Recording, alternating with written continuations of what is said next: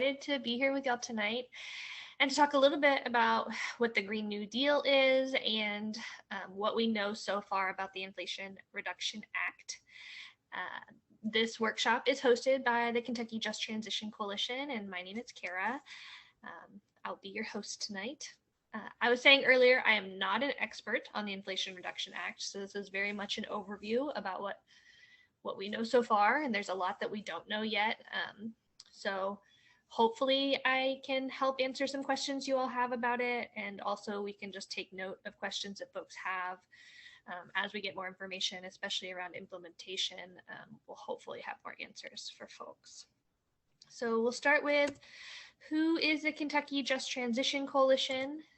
We are a cross-sector organization bringing together environmental justice organizations, racial, economic, and social justice organizations, and labor to fight for policies and elected officials who will support good jobs, climate justice, and care. Our current members include Rubbertown Emergency Action Team, or REACT, the Kentucky Student Environmental Coalition, Hood to the Holler, SEIU, IUECWA, and Kentuckians for the Commonwealth. And I wanted to just take a moment to kind of frame the just transition for folks. So we had a previous workshop on, what is just transition? And to kind of boil it down for folks, just transition is how we get from where we are right now to a better future, while making sure that everyone is taken care of and no one's left behind. So we'll talk, this phrase just transition will come up throughout the presentation. And basically it's about how we go from the extractive economy that we're currently living in to a regenerative economy that's good for everyone.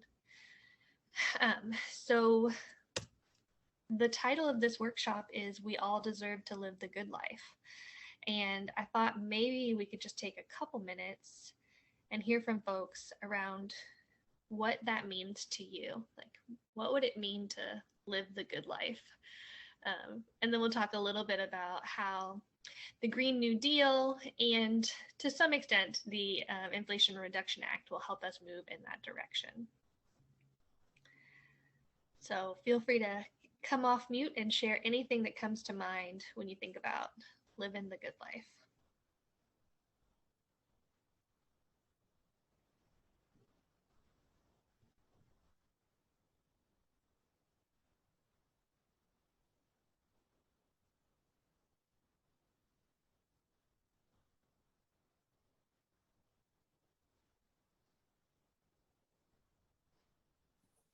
I guess in general, just like the goal to be not struggling, of course, like life isn't without struggle, but, generally things, especially like basic needs and happiness, is not like hard to access daily. Yeah. Right. The good life is not necessarily this extravagant thing that we're striving for. It's like basic human needs being met, access to joy and happiness and community. What else comes to mind for folks? I think of a similar thing, not having to worry about the making your rent or paying your bills or your health, and how that's affected by the air you breathe or the water you drink, and just not worrying about all of these external factors that can really put you back, but instead being able to move forward with your own life and your own goals and your own happiness. Yeah, I love that. Anybody else want to add anything? I had to step away. Are we answering what the good life is? Yeah, just when you think of what the good life is, what comes to mind?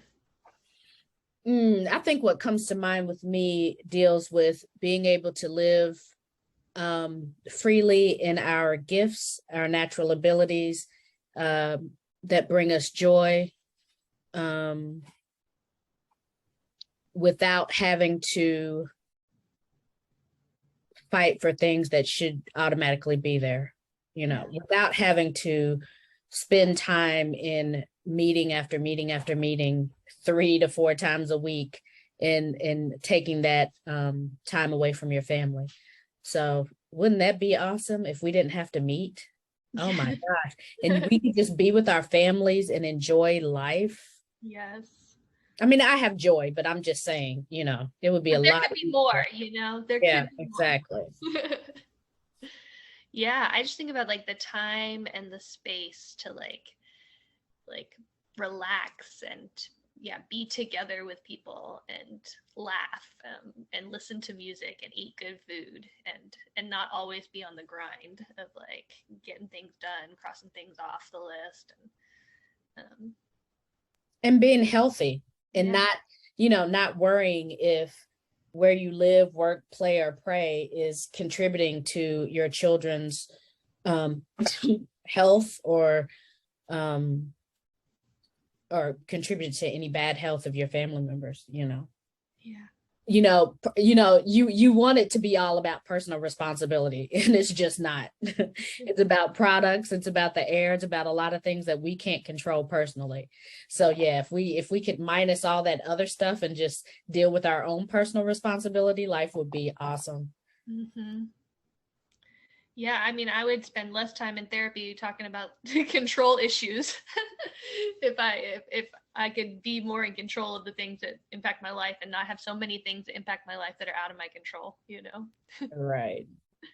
Anybody else want to add anything?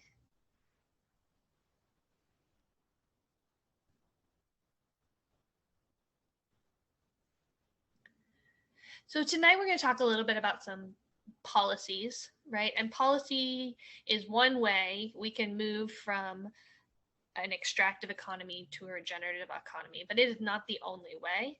And what we really need for a real just transition is a cultural shift, is a cultural revolution, and that's part of this too, right? Is shifting the mindset of the culture around that we do all deserve the good life, that this is possible for us, and that we can put in place systems that are different that will give us these things, that we don't have to just stick with what we have because it's what we have, right?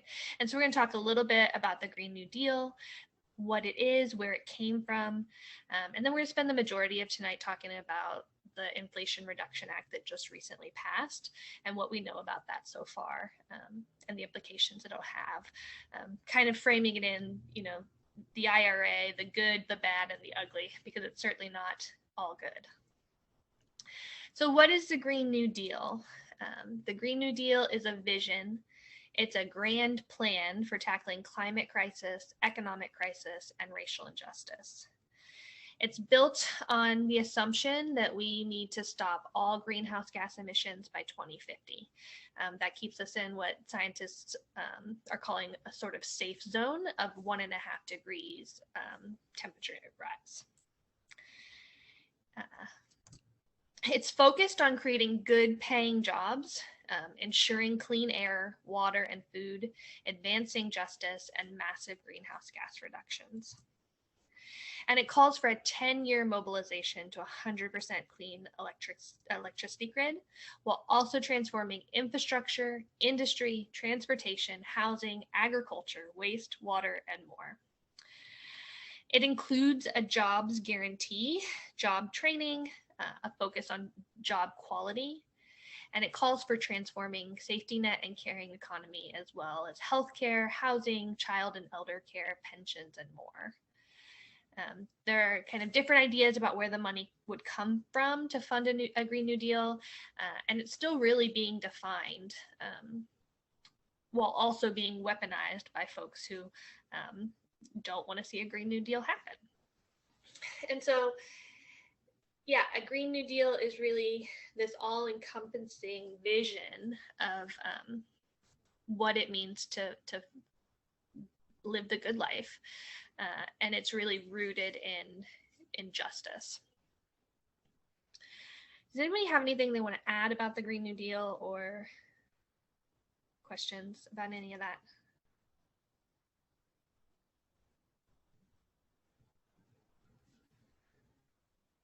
I'll just say that the Green New Deal to me is just such a vision. It's not necessarily as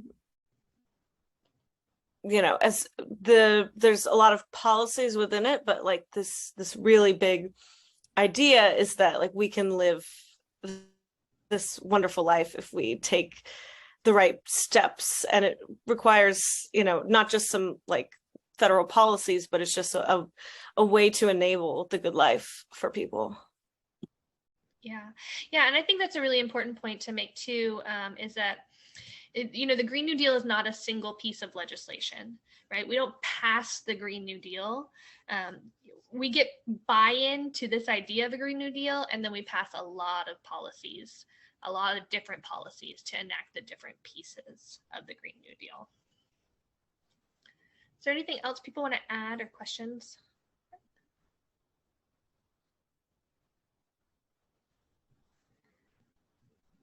I want to take just a minute and feel free to like hop in if you got a question or you have information that you want to add. Like I said, I'm not an expert on this, and I'm sure that you all have all sorts of information that is relevant to the conversation. So feel free to jump in. But I wanted to take a minute and just kind of talk about how do we get to the Green New Deal. And so during the Obama administration, there was a big piece of federal climate policy. It was called the Waxman-Markey Bill. And it was a economist take on how to fix the climate, right? So economists got together and said, like, climate change is a big deal. Carbon is a problem. What can we do? And it was what's called a cap and trade plan, right? And ultimately it failed because there was no movement supporting it. And it was not actually a solution to our climate crisis. It was a bill that dealt with carbon. Right. And so when we think about the climate crisis as a humanitarian crisis, it's a justice crisis. It's not just about carbon. And this bill was really like, how do we continue business as usual, but take care of this like carbon problem that we have, right? And so frontline communities, impacted communities, Indigenous leaders continued to have conversations that they'd been having for decades, really, about what a real just transition would look like, and what was necessary to mitigate the harm that was done and continuing to be done to impacted communities, while also fighting the climate crisis. And so, the idea of just transition really came through these conversations and through these folks. And then in 2018, the Sunrise Movement packaged the Green New Deal and kind of made it a thing. That's when it really got, some national recognition, and we saw like AOC hopping on board, and people started to kind of talk about and know what the Green New Deal was. And since that happened, all federal climate policy has been fundamentally different than that first bill. So what we've seen come out since then has not only been about carbon, but it's also been around centering just transition. And so we've seen that in, the Build Back Better plan that didn't pass, but that it was about climate care and jobs, right? It was about so much more than just carbon. And we see that in the Inflation Reduction Act as well.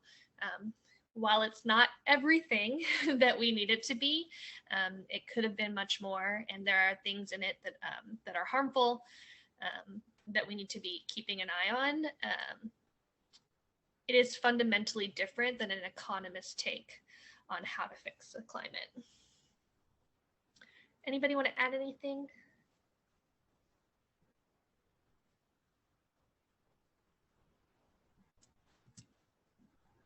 All right. Let's talk about the Inflation Reduction Act. Essentially, the Inflation Reduction Act is a climate, healthcare, and tax bill.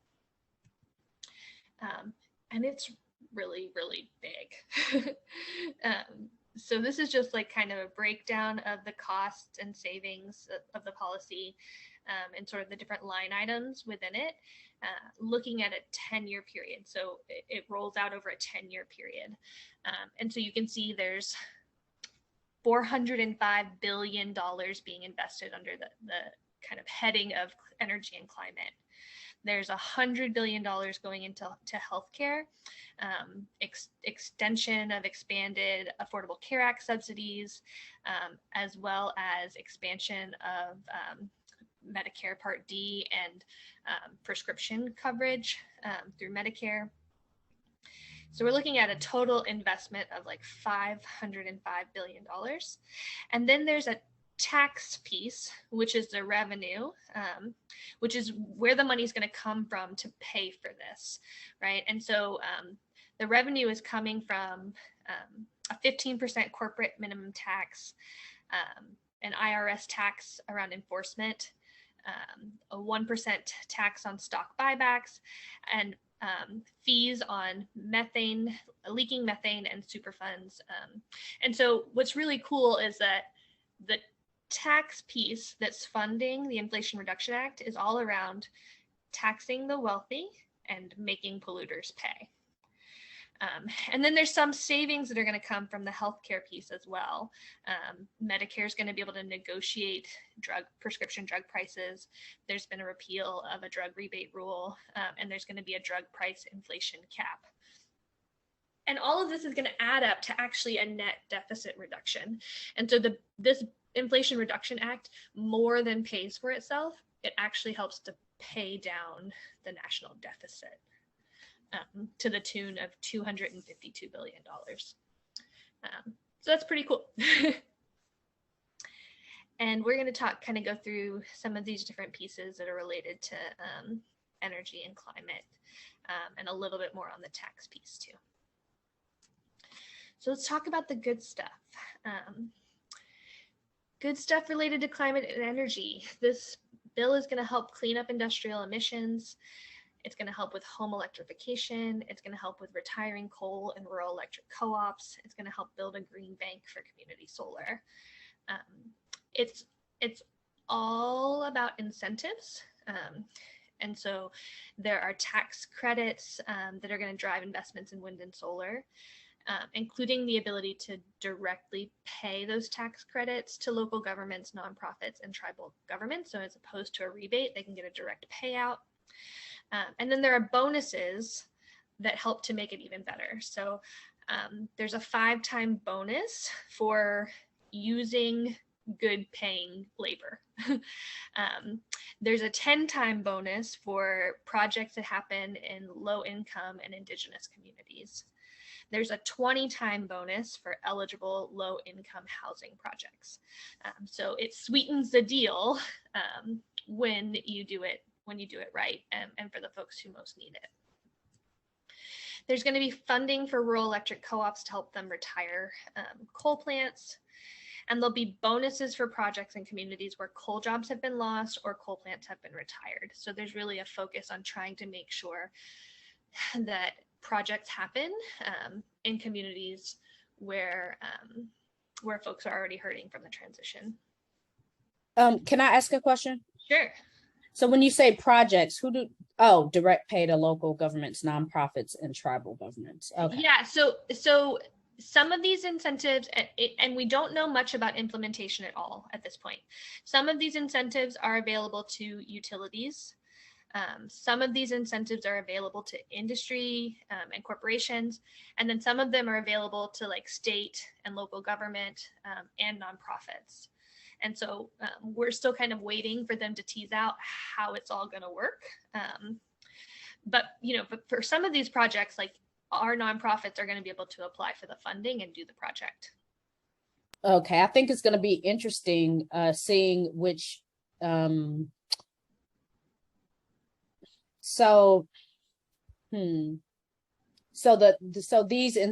aren't going to the actual corporations, they're going to governments, or could they end up in corporate hands? They could. I think they could end up in corporate hands. So that'll be interesting if they end up in industry hands, because I could see somebody, putting in some changes that are part of the criteria for getting the incentive, but then on the other hand, asking APCD for a permit that increases air pollution.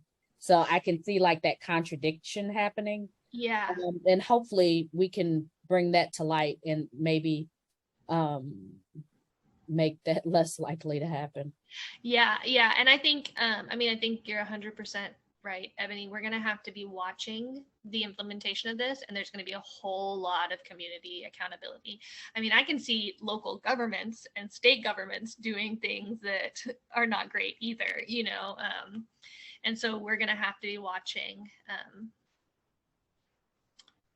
and making sure that that things are being done the way that they're supposed to be done. The last thing I had on here was that it ends a moratorium on offshore wind as well. And there's a lot of stuff in this bill. This is not everything. This is not all the details. This is just an overview. There are also a bunch of tax rebates for home electrification. So, you know, one of the things we're going to need to do to get to, 100% renewable energy is that we're going to have to electrify everything. And so there are tax rebates, including provisions for low to moderate income homes to either get tax credits or upfront discounts on making basic upgrades to their home. Kind of continuing the theme of the good, these are some things that are more specifically environmental justice focused.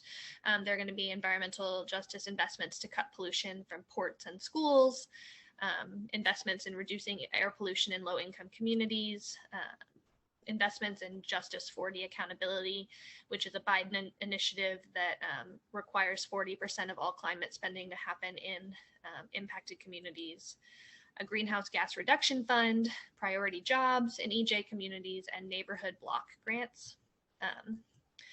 So there'll be funds to cut pollution from ports and schools located in disadvantaged communities, including like electric buses, funds to replace diesel trucks and school buses with clean vehicles, block grants for community-led projects in disadvantaged communities, including funding for technical assistance. So I think that's something we should definitely keep an eye on, because that'll be funding available, grant funding available directly to community-led projects. $3 million for air quality monitoring in low-income and disadvantaged communities, $37.5 million to reduce air pollution in schools located in low-income and disadvantaged communities, $12.5 million for technical assistance related to reducing air pollution, $60 million to reduce emissions from vehicles servicing goods movement facilities in low-income and disadvantaged communities, $750 million to improve air quality at ports in overburdened communities. So I think this one is interesting as well. So the $3 million for air quality monitoring, is that for the entire country? I think it is. So that, I mean, think of all the hot spots that are around our country where you have communities impacted by these big Title V industries that are surrounding their neighborhoods. I mean, $3 million is not a lot of money. Yeah. That's number one. I think, the fact that they put air quality monitoring in there is a good thing. And I think also we need to clarify this $37.5 million to reduce air pollution in schools located in low income and disadvantaged communities. So when we say reduce air pollution in schools, could that mean coming from industry, or are we just talking about the teacher spraying Lysol in the classroom? And so I think that needs to be clarified as well. Yeah, and all of this stuff is going to be clarified, and I don't know how long that process is going to take for us to really see, what implementation looks like, what projects are going to qualify. And like I said, there's some good stuff in here, and it's a start, but it is certainly not everything. And if you look at a side-by-side comparison of what made it through in the Inflation Reduction Act versus what, environmental justice and climate justice and Indigenous leaders were asking for, it's a big discrepancy. This has definitely been settled on, and it's not everything. There's much more work to be done. So Justice 40 accountability, there's going to be funds for the Office of Management and Budget and the Government Accountability Office to track and do oversight on how the larger package is enacted. and allows the public to ensure it delivers on EJ priorities. So there is actually funding in the bill around accountability and oversight, and funds specifically for data collection on disproportionate cumulative impacts of pollution and climate burdens to help strengthen this climate and economic justice screening tool, which is what Justice 40 initiative uses to define what is a impacted or overburdened community. I don't know how much the funds are, and what that's going to look like, but it is at least nice to see that there's provisions for oversight and accountability, as well as data collection. I think that's the stuff I have for the good. So I'm going to just pause and just hear from folks, like, are there other things that are standing out to you that are particularly interesting, or things you think might be particularly helpful in a place like Kentucky, or in the work that you do?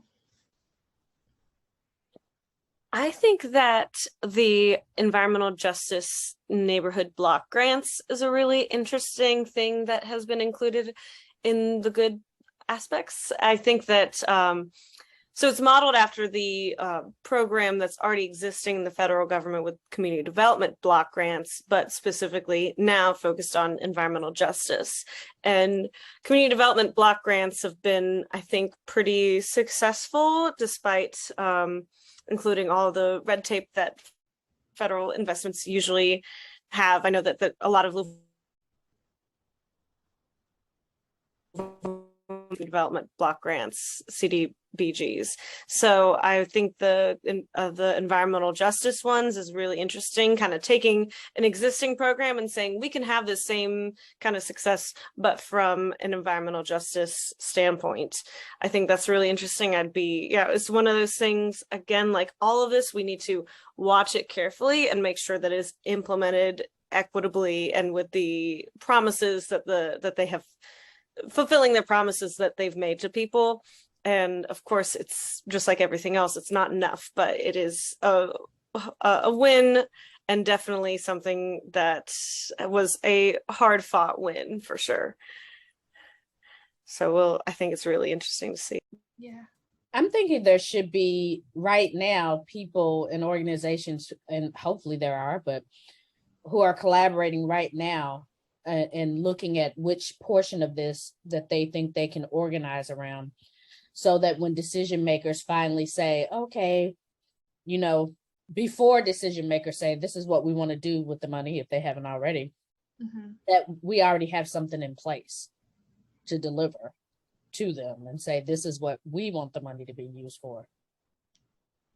Yeah, and I know that there's a lot of organizing happening, a lot of people having this kind of conversation right now in community about, like, this is what it looks like is in here, and starting to think about, like, what could this look like in our community, or what could this look like in our state. And so this is an initial conversation, and I hope that we continue to build on this and think about how can we put some of this money to work, doing the projects that we know need to happen. Anybody else have anything they want to add or lift up?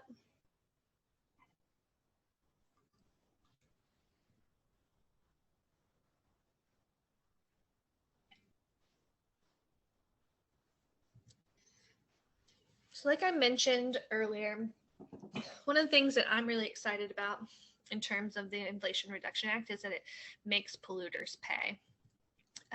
So polluters are paying penalties for Superfund and fossil fuel companies. So including a reinstatement of the Superfund excise taxes that makes companies pay for pollution, cleanup, and remediate the most toxic waste sites in the country, which will also create jobs in the most impacted communities. There's also methane fees that will be implemented on oil and gas companies to make them pay for leaks in fossil fuel infrastructure and fix them. There are some shortcomings.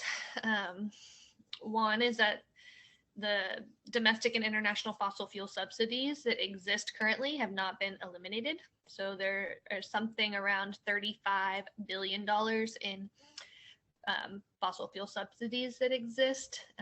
Those have, nothing has been done with those. And then another thing that was a really big bummer for folks was that that in Build Back Better, there was funding to replace all lead pipes, and that has been removed from this. So there's also the economic justice piece. So Inflation Reduction Act taxes corporations and wealthy tax cheats. And it we can look at taxes as being climate politics because the rich are consuming luxury admissions and they're controlling democracy. So like I mentioned earlier, it's a 15% minimum tax on corporations with over $1 billion in earnings and a 1% tax on stock buybacks that are usually used to enrich wealthy shareholders. It will also help provide new funding for the IRS to go after wealthy tax cheats. So to hopefully capture some of the taxes that that don't get paid that should be paid by wealthy folks. So I'm sure you all know people who are complaining about the student loan forgiveness and oh, I'm gonna have to pay for that. When it comes to the IRA, you can 100% say that you are not gonna be paying for this unless you are a incredibly wealthy person cheating on your taxes. The IRA really has a big focus on creating good jobs too. And so an independent report was done by the Blue Green Alliance that showed that there will be over 9 million jobs created over a decade, including 5 million clean energy jobs.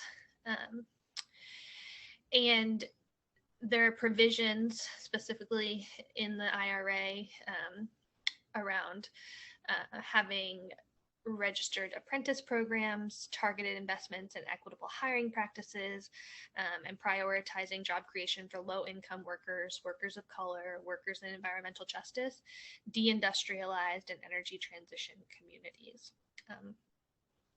And the Black Lung Disability Fund is part of the IRA. It's being fully funded, which is going to help coal communities get access to healthcare and make sure that our coal miners who are suffering from Black lung have access to the healthcare that they need.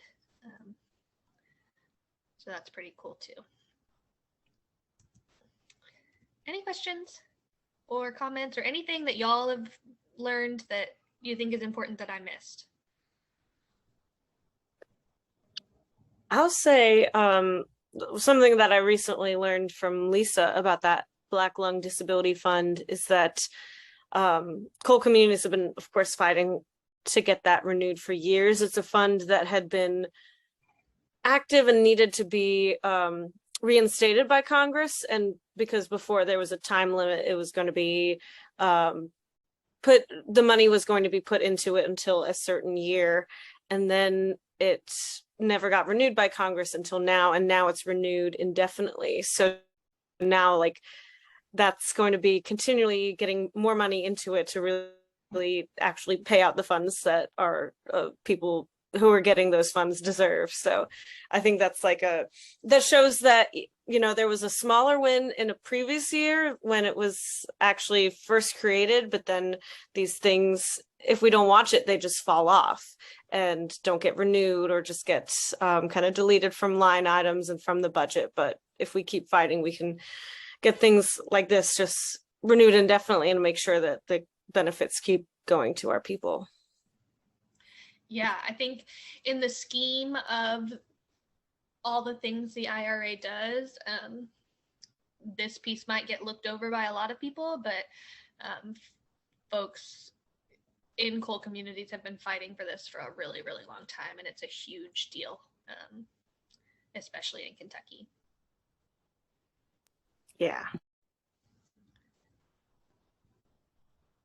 Anything else people want to lift up or questions you're having? Again, I don't know that I have answers, but it's good to know what your questions are.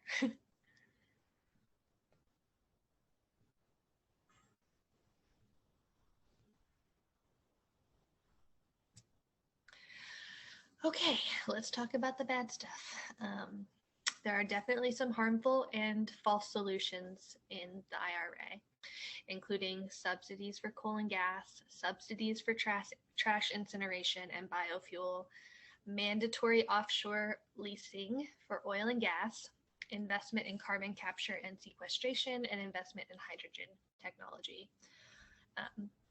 So for all the good stuff that the IRA does, it also locks us for the next 10 years into fossil fuels and false solutions, and does this at the expense of frontline communities.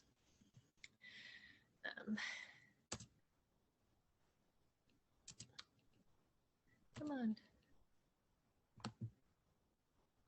Do the thing. There we go. So I want to just take a second and talk about, like, how do we know if something's a false solution? So I'm saying that, some of these things that are being invested in, specifically investment in carbon capture and sequestration and investment in hydrogen technology is a false solution. And I really like this framework that I just recently learned from Basav Sen, who's climate change policy director at the Institute of Policy Studies. And they said that we can ask ourselves 4 questions to determine whether something's a false solution. The first question is, what problem is the solution trying to solve? Is the problem that the solution is trying to solve, how do we keep business as usual while dealing with the carbon problem? Or is the problem, how do we deal with the massive climate crisis that's impacting people's lives? Whose interest does the solution serve? Who is advocating for the solution? And whose interests are not being taken into account. So these are pretty, straightforward questions that really give us, shines a spotlight on whether something is a real solution. And we know that real solutions keep fossil fuels in the ground and protects our most vulnerable communities. They're not solutions that are propping up business as usual. And so when it comes to, carbon capture, what we're looking at is like technology that allows fossil fuels to be continued to be burned, right? And we know that that is not what we need. What we need is to keep fossil fuels in the ground.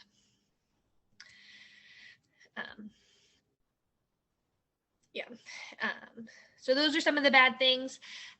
When we talk about mandatory offshore leasing for oil and gas, we're talking about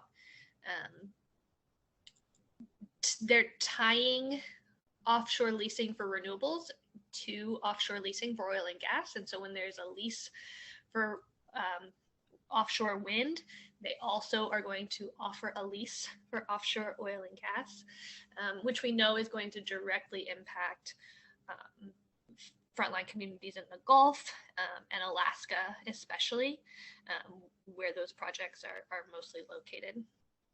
And so this bill is essentially offering those communities as a sacrifice zone, continuing to offer them as a sacrifice zone. Is there anything else that folks know about the bad stuff in the IRA?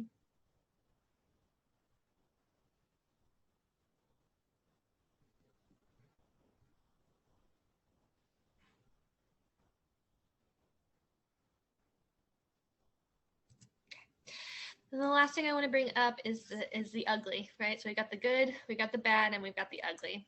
And the ugly is Manchin's side deal. So for folks who were kind of following this whole reconciliation process that led to the passage of the Inflation Reduction Act, you'll know that Senator Manchin in West Virginia was a big roadblock to the passage of a better bill.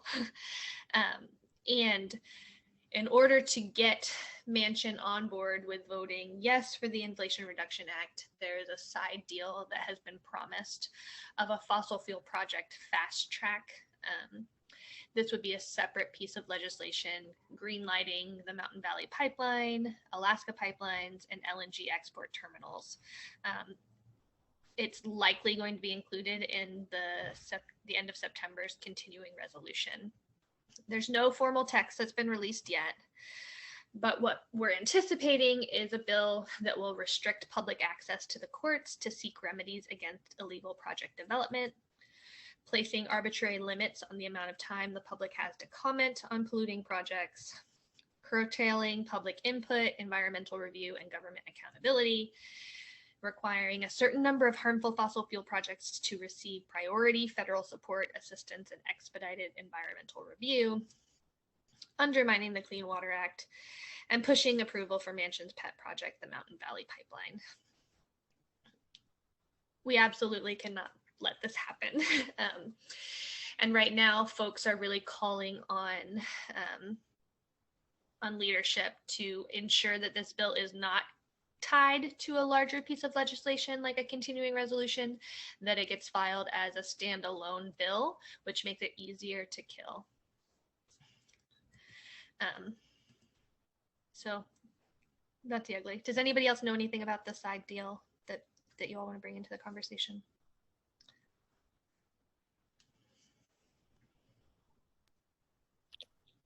I don't have anything to add, but I think there's just a lot of questions, not necessarily that we have the answers to, but questions about how can we stop it and what can, or what it might, include, but hopefully it'll never happen. So we won't have to answer those.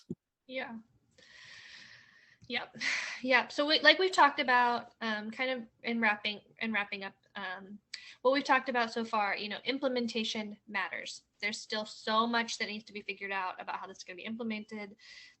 Tons of work to hold states and government and corporations and nonprofits accountable for implementing the spirit of just transition and the actual projects that are funded. So we absolutely need to be having conversations about this bill, thinking about how we can make it work, and thinking about ways that we can keep an eye on how things are being implemented and ensure that people are involved in that process. In the meantime, we have to fight the side deal and work on solutions to protect frontline communities from further harm. There are things that could be done to help stop some of the harmful things that are passed in the IRA.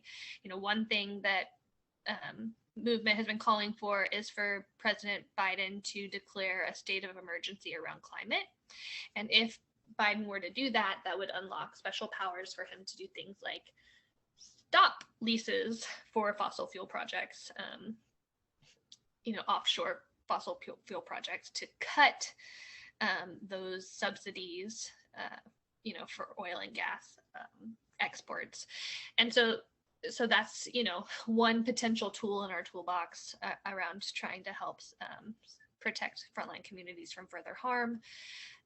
And then, watching the side bill, pushing on our elected officials to ensure that it is not part of a continuing resolution, that it's a standalone bill, and then pushing on folks to reject its passage. So what's to come from the Kentucky Just Transition Coalition? Stay tuned for action alerts on how to fight the Manchin side deal. We're going to, keep an eye on that and be sure to push things out to you all. We're going to have some more workshops. We have a workshop coming up September 14th around environmental justice and climate justice, and how the two are tied together.